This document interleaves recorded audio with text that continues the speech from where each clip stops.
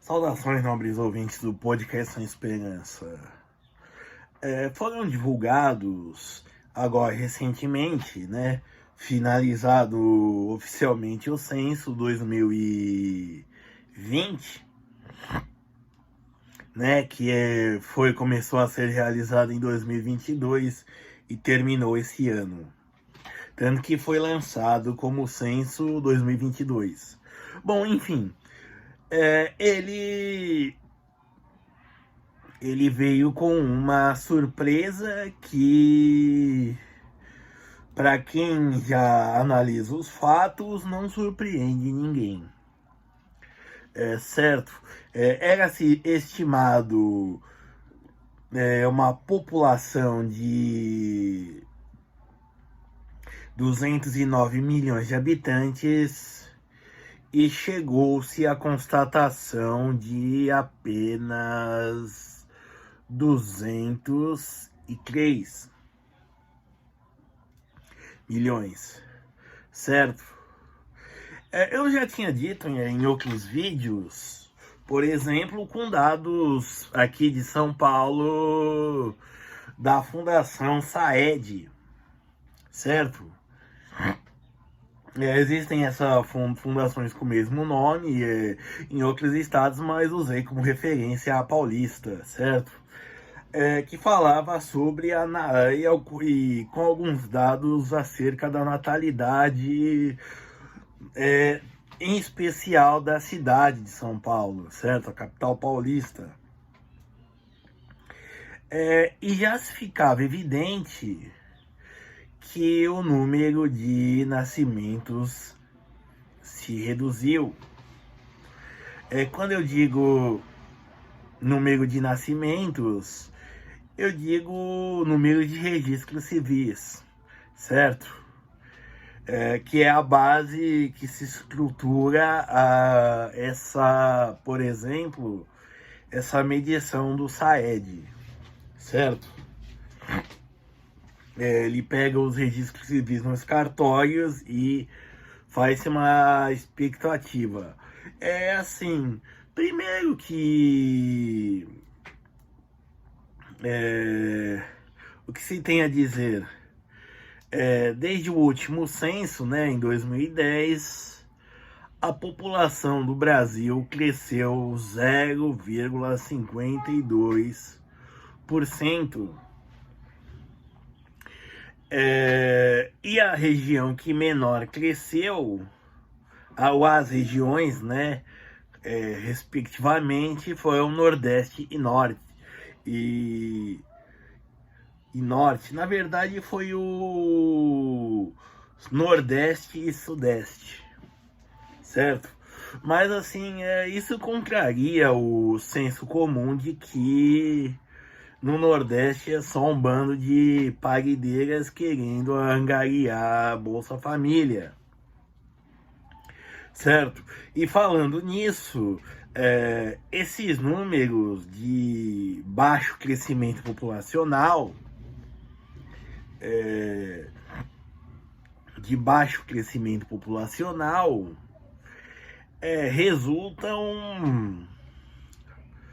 resultam também no aumento, ironicamente, dos níveis de educação, dos níveis de emprego, políticas de acessibilidade de mulheres, coisas que retardam mesmo como se diz, perdão, adiam a maternidade e, em alguns casos, até casamentos, certo? Bom, o que se esperar disso para o futuro? De verdade, particularmente, eu não espero nada. Como eu já disse anteriormente, o crescimento econômico brasileiro ele foi forçado, ou seja, baseado no aumento da mão de obra em si, não na sua produtividade ou na sua qualificação. Então eu vejo que assim isso vai se refletir e muito como se diz, no desenvolvimento econômico de médio e longo prazo, certo? E até na própria sustentabilidade desse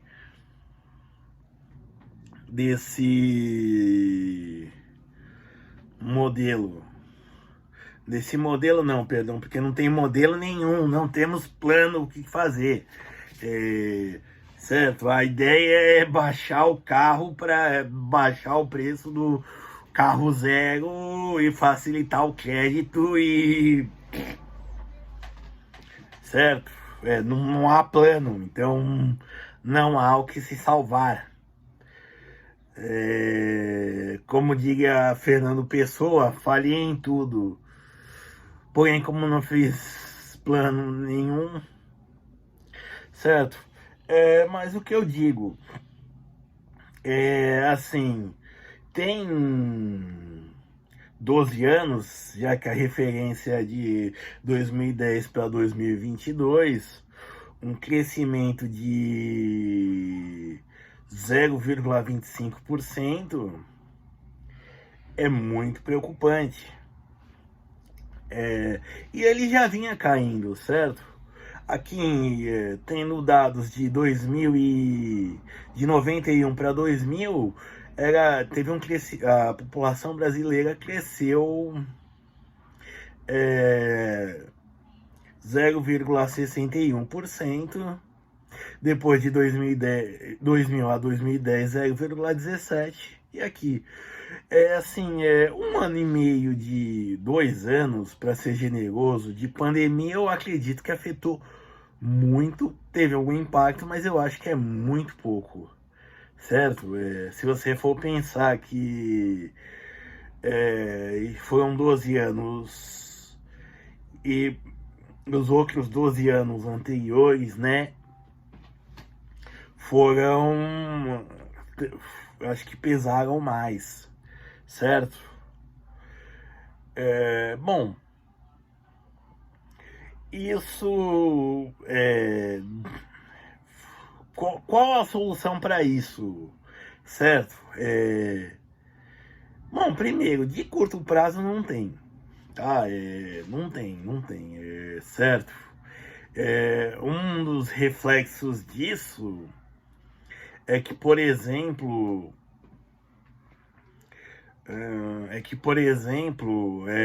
como 57%, um outro dado analisado que teve, foi que 57% das grávidas no Brasil em 2022 eram menores de 17 anos,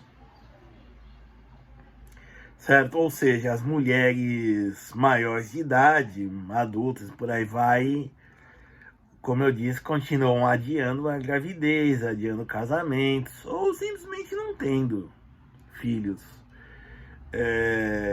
Dizer que é o Nordeste, o Bolsa Família que está estimulando o pessoal a fazer filho, também é duvidoso, já que o Nordeste foi a região que apresentou menor crescimento, certo? E dizer que estão migrando para São Paulo também não, porque a segunda maior região que cresceu foi a Sudeste, certo? Então, assim, o que dizer disso? A médio prazo, investir em educação, certo? Por exemplo, como se diz? Investir em educação, né? Fazer com que o jovem permaneça estudando e formação técnica de modo modernizado, né? Só que no Brasil se tem que vencer lobismos e por aí vai, o que torna as coisas mais desafiantes. Outra coisa, e aí ao meu ver também entra como opinião minha, é que se precisa também evitar a exportação de cérebros, certo? Deve-se atrair investimentos estrangeiros para cá, de qualidade, de mão de obra,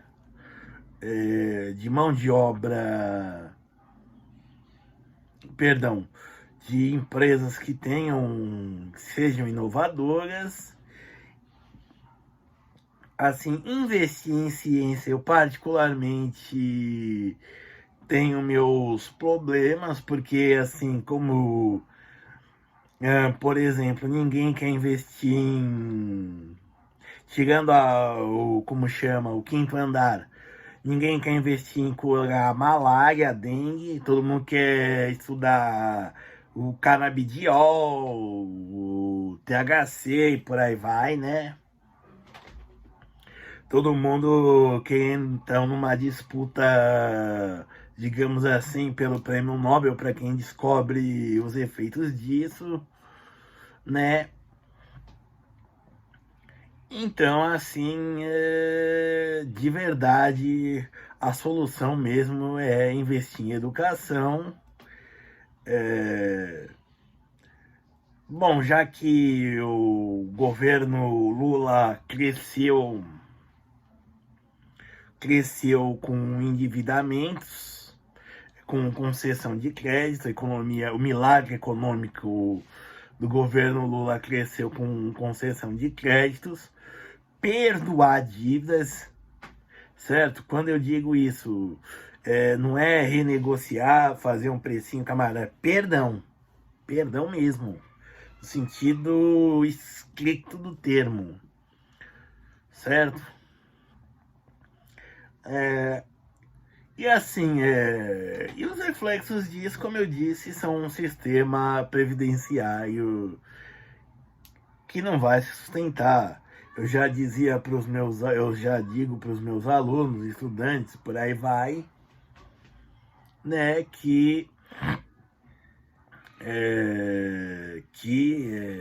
como se diz, que